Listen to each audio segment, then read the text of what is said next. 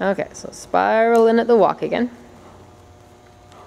Oh yeah. Yeah, it's just like think, like, and then push them. And then now put the inside leg on and push him away there. Good. Yeah, your spur is actually going into his coat, and he's not terribly against it. He's not running forward away from it. It's more like, it's so funny. Some horses, the more you use a spur, the slower they go. It's retarded. Yeah, you would think that it would force them to go forward, but if they understand the concept of step over, you just were having to thump on them previously and work really hard at it. This just kind of makes it just fine tunes it, just like ta-da, slide over.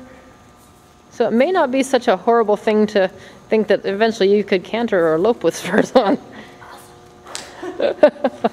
Who'd have thunk it? Spurs. Yeah, really. Jake did the same thing. Jake's like, I don't like spurs, they're mean. I'm like, then he puts them on after Kayla yelled at him for like 20 minutes.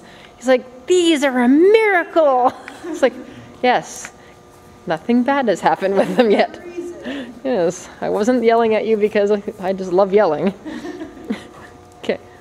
Okay, once you got him over off that inside leg, let's pick up the sitting trot.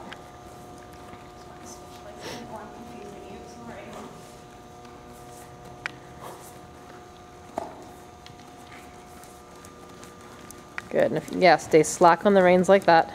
Good. And then just move this way. Just move him in like about 4 or 5 feet, and then kind of balance it with a little inside leg and see if he can sustain the circle that you've moved him into, so he doesn't over slide to the inside. So you push him over, but then you stop him from coming continuously over to me by replacing your outside leg with your inside leg, and to see if you can sustain that circle. And now slide away from me about 4 feet. And then see if you can sustain that circle. So this side here, you have to be more particular about how much he moves over. Does he go over?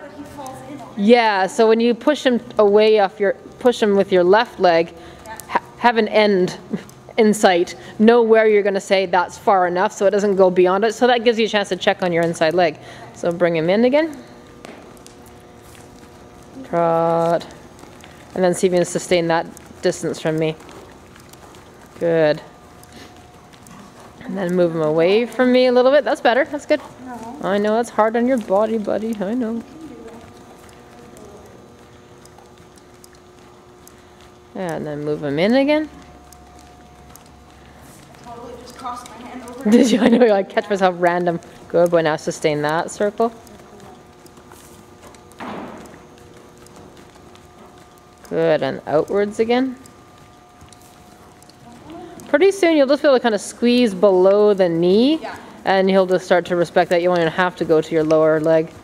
And now let's go posting a little bit, and just use the posting to slow him down again. Yeah, there we go. Now return to the sitting when he kind of goes, okay. Yeah. And ask him to halt. It's okay. Oh, now you want to back up? Sorry, I wiggled. Rein back 3 steps, just by kind of taking your hands back. And then put your leg on to ask him to stop backing up. Good, and he should round into that contact. Good, and walk on again. Was he square?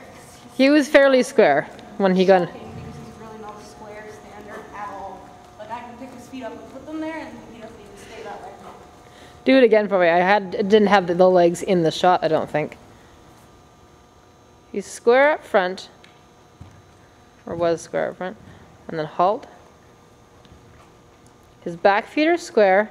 Unfortunately, his outside front leg is too far forward for you to push the inside front leg forward. You're going to have to advance by 3 or 4 steps and ask him to be square again.